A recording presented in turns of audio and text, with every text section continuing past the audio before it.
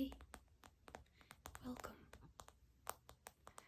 I hope you're ready to learn some basic neuroscience. And before we start, I'd like to clarify that all this information has been reviewed last year by my psychology teacher. So let's start. So first of all, what is neuroscience?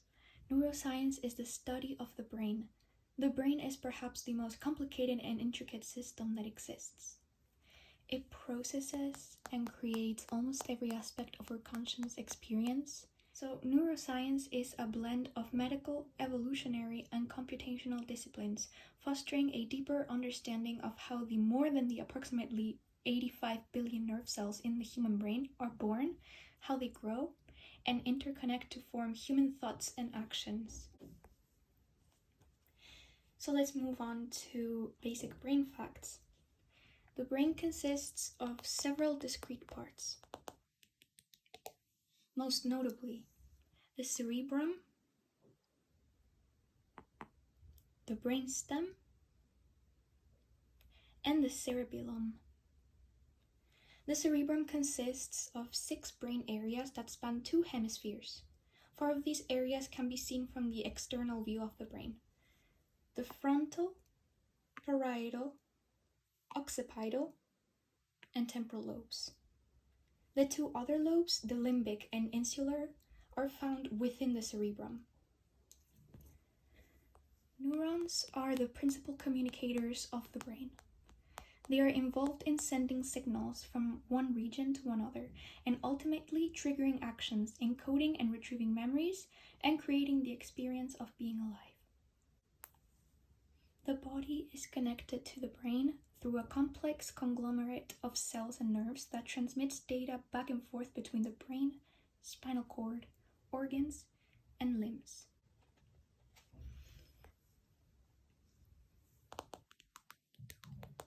So, how do neurons work?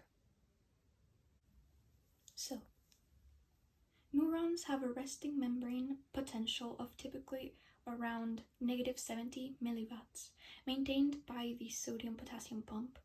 When a neuron is stimulated by a signal from another neuron or sensory input, sodium channels open, allowing sodium ions to rush into the cell, which are positive. This depolarizes the membrana, making it less negative.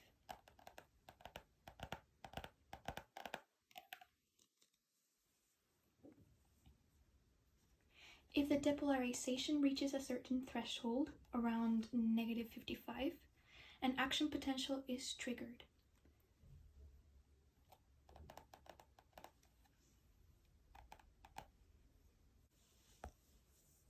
Neurons are not transmitting signals during 2 states: the resting state and the refractory period.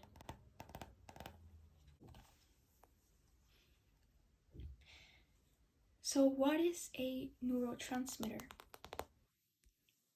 A neurotransmitter is a chemical substance which is released at the axon by the arrival of an electrical impulse. By diffusing across the synapse, it affects the transfer of the impulse to another neuron.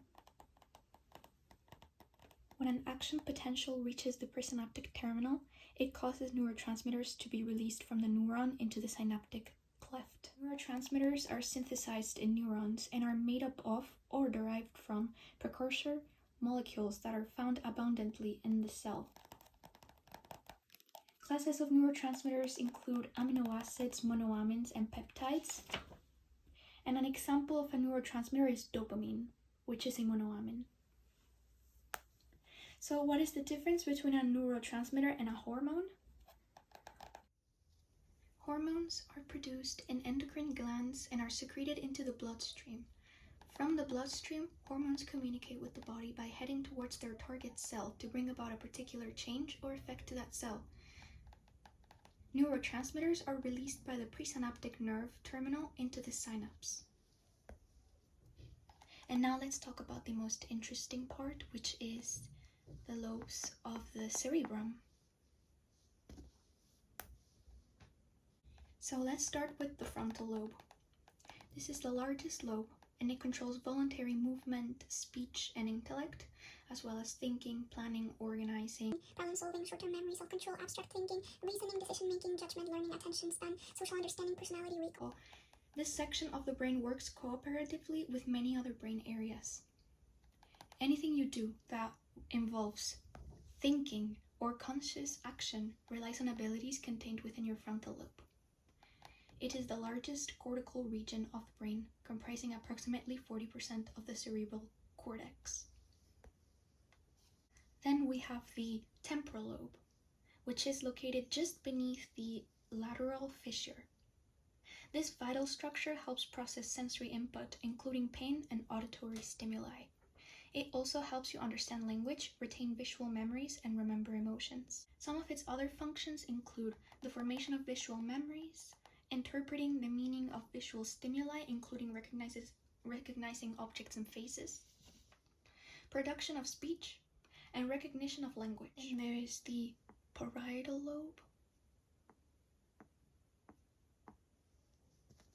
This part of the brain helps many different areas work cooperatively.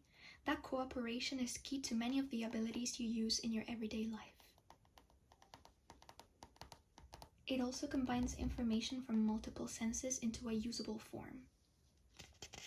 In essence, it helps contrast the way your brain understands the world around you. The parietal lobe handles a few different jobs: self-perception, sensory integration, learned movements, and location awareness.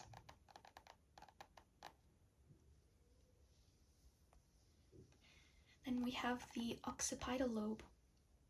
The main job of this part of your brain is to decode the messages sent from your eyes. It is crucial in visuospatial processing, distance and depth perception, color determination, object and face recognition, and memory formation.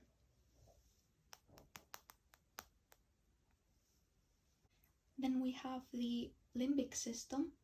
This brain region actually intersects with several lobes, but it interacts directly with the temporal lobe to influence automatic emotional reactions such as the fight or flight response. The limbic lobe is home to key memory, learning, and attention processing structures such as the amygdala and hippocampus. This region also manages a number of automatic, unconscious bodily functions, as well as unconscious emotional states such as appetite. Then we have the insular cortex, also called insula or insular lobe. It is a portion of the cerebral cortex folded deep within the lateral sulcus, which is the fissure between the temporal lobe and the parietal and frontal lobes. It integrates bodily sensations with emotions and cognitive processes. It regulates homeostasis, processes pain and taste, and it's also involved in empathy, social emotions, and reward-based decision-making.